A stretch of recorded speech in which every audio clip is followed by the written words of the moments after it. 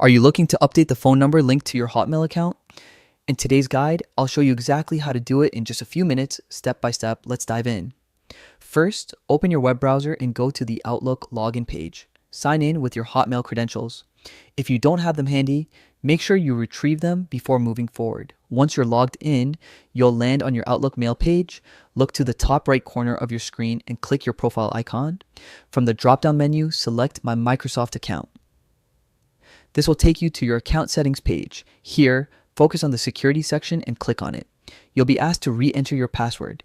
This extra step ensures no unauthorized changes are made to your account. Inside the security settings, find Manage How I Sign In and click it.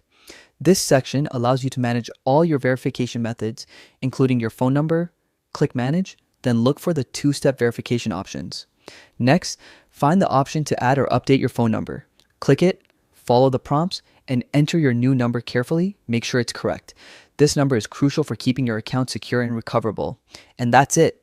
You've successfully updated your Hotmail verification phone number. With this small update, your account is now more secure, and you'll have seamless access whenever you need it. Thanks for watching. If you found this guide helpful, don't forget to like, subscribe, and stay tuned for more tech tips and tutorials.